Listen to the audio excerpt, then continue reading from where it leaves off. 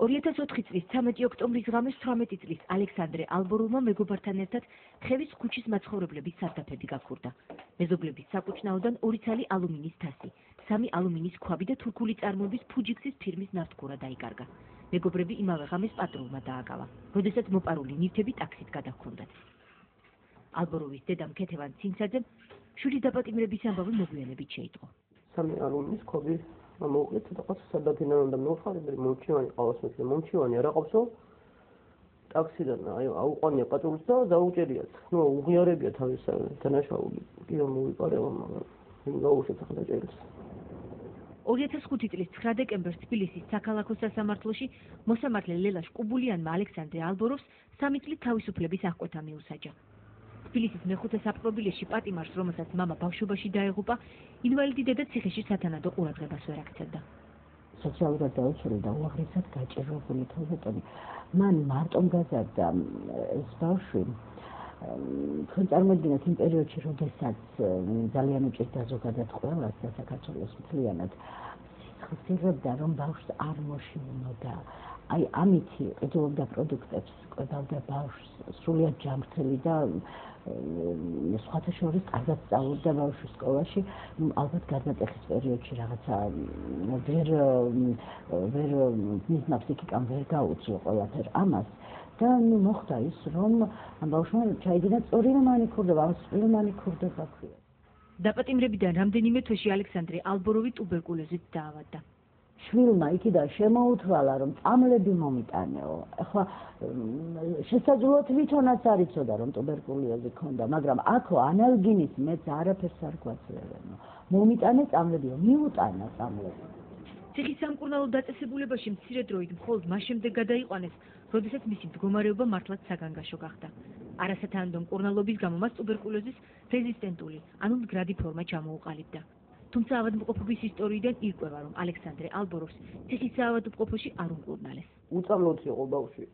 რო გადაიყვანეს რეზბალინცაზე რო გადაიყვანეს, მარტო გლუკოზას უკეთებდნენ. არანაირად სხვა წამლებს მას არ უკეთებდნენ. ისტორია მეტყველებს იმაზე, რომ მას უკეთებოდა გლუკოზა, კალციგლუკონატი, რაც ალბათ არ არის შესაბამისი პრეპარატი ტუბერკულოზით დაავადებულისათვის. მიუხედავად მძიმე მდგომარეობისა, ის სამკურნალო დაწესებულებაში დიდხანს არ გააჩერეს და ისევ საკანში დააბრუნეს. ეს ინფიცირებული ბავშვი სადღაც გააჩერეს რესპუბლიკურ საავადმყოფოში ციხის 20 დღეს კი არა.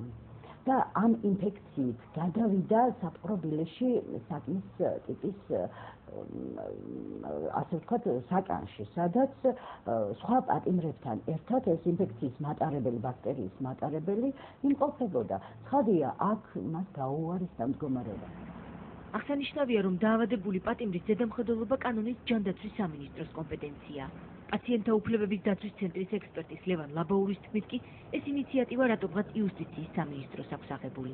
თქვენ ნახავთ საქართველოს იუსტიციის მინისტრის ბრძანებას, რომელიც ეხება პატიმართა და მსჯავრდებულთა გადაყვანას, ვთქვათ, საპყრობილედან ციხის საავადმყოფოში და ციხის საავადმყოფოდან ქალაქის კლინიკებში, სადაც ესეთი რაღაც წერია, რომ გადაუდებელი დიაგნოსტიკისა და მკურნალობის მიზნითო ავადმყოფთა გადაყვანა განხორციელდეს გეგმური წესით.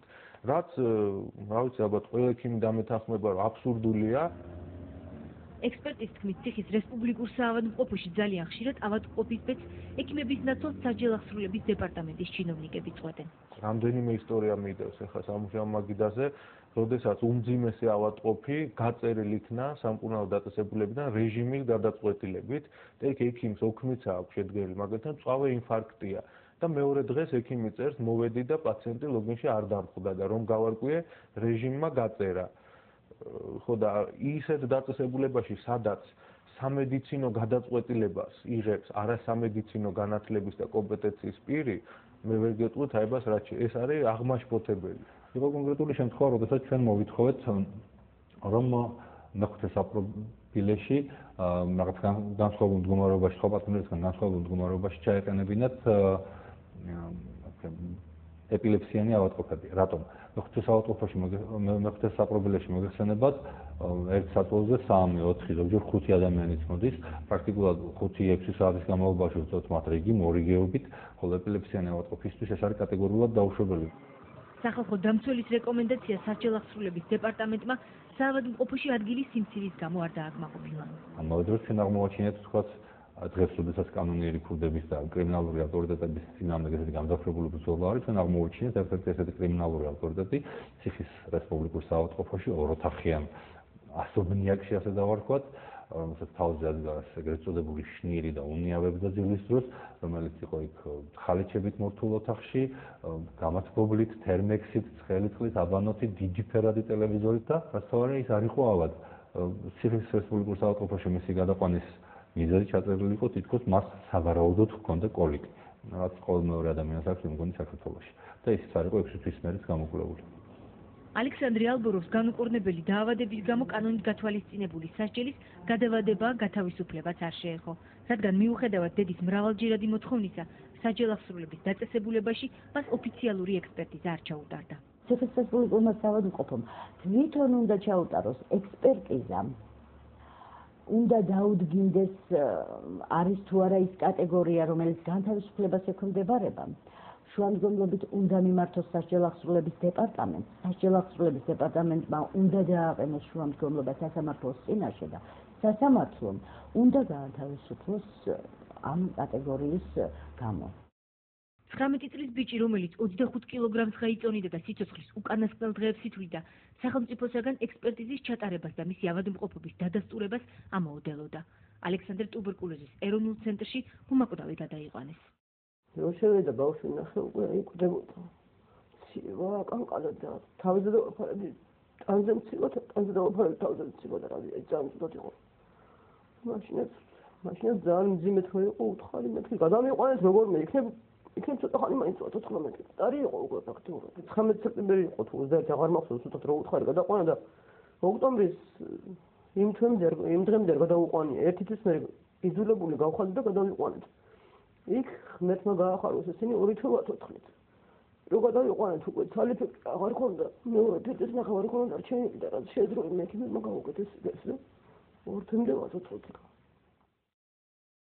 2 თვის შემდეგ ტუბერკულოზის ეროვნულ ცენტრში ალექსანდრე ალბოროვი გარდაიცვალა. უბიცობის, არაკომპეტენტურობის კლასიკური ნიმუში. ასეთი შეფასება სასჯელ აღსრულების სამკურნალო დაწესებულების სამედიცინო პერსონალმა სახალხო დამცველის მოხსენებაში მიიღო. პატიმრების გახშირებულმა საჩივრებმა სოზარ სუბარს იქ არსებული მდგომარეობის შესწავლა გადააწყვეტინა. რატომ არ ვიცი, მაგრამ შედეგი ჩანს, შედეგი არის ის, რომ სახელმწიფოს არ აინტერესებს ადამიანის სიცოცხლე და ადამიანის ჯანმრთელობა. თუ ის არის მსჯავრდებული. თითქოს რაღაცა ეს არის დავიწყებული საზოგადოება, რაც მალე დატოვებენ ამ ქვეყანას მით უკეთესია. ესეთი არის ის, რაც შედეგი ჩანს. ესე ფიქრობენ თუ რამე სხვა მიზეზია, ნამდვილად არ ვიცი. სახალხო დამცველის აპარატმა გარდაცვლილი პატიმრების ავადმყოფობის ისტორიების შესწავლა დაიწყო. ექსპერტიზას ლევან ლაბაური ხელმძღვანელობდა.